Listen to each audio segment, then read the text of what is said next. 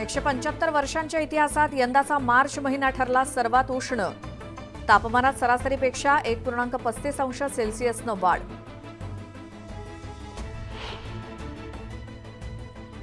उष्माघाताचा सामना करण्यासाठी आपला दवाखानाही सज्ज। 103 दवाखान्यांमध्ये वातानुकूलनबरोबरच कूलरचीही व्यवस्था।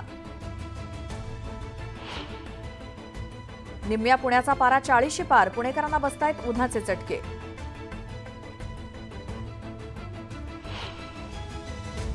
छत्रपती संभाजीनगरात हंडाभर पाण्यासाठी करावी लागते जीवघेणी कसरत। महिलांचा जीव मुठीत घेऊन पाण्यासाठी प्रवास। मराठवाड्यासह छत्रपती संभाजीनगरात उन्हाचा तडाखा वाढला। पाणी टंचाईमुळे टँकरच्या रोज होत आहेत 420 फेऱ्या।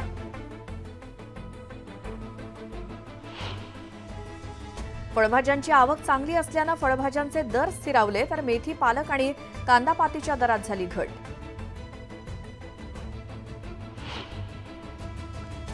उन्हाच्या कडाक्यात महागाईचा चटका। डाळी, कडधान्यांचे दर कडाडले, तर घाऊक बाजारात मसूर डाळीनं ओलांडली 100.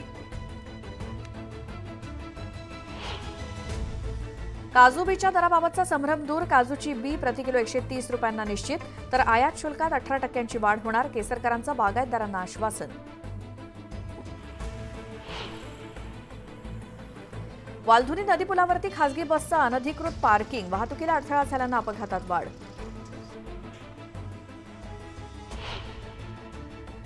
अंबरनाथ महामार्गालगत असलेले ट्रान्सफॉर्मर ठरतायत जीवघेणे। संरक्षक जाळ्या नसल्यानं अपघात होण्याची शक्यता।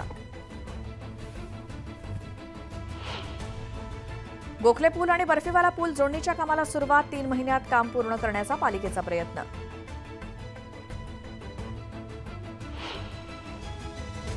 बारावीला सीबीएसईचे 2 भाषा स्तर, बेसिक आणि स्टँडर्ड या 2 स्तरांवर भाषा शिकण्याची विद्यार्थ्यांना संधी। कोस्टल रोड सी लिंकला जोडणार महाकाय गर्डर। 2000 टनांचा बो आर्क गर्डरची 2 दिवसात जोडणी। मोनोरेलच्या संचलनासाठी 15 वर्षांसाठी कंत्राटदाराची होणार नियुक्ती। MMRDA कडून निविदा जारी। टंचाईग्रस्त रेल्वे स्थानकावरती लागणार पाण्याचे टँकर। प्रवाशांसाठी रेल्वेकडून विशेष सोय। 434 स्थानकांवरती 8093 नळ बसवणार। मुंबईतील डोंगर उतारावरील झोपडपट्ट्यांचा प्रश्न ऐरणीवर। पालिकेकडून अद्यापही उपाययोजना नाही।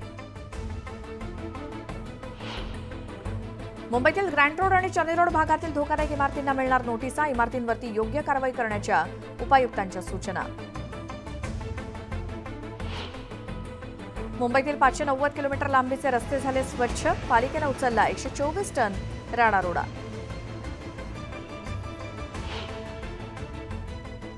पंतप्रधान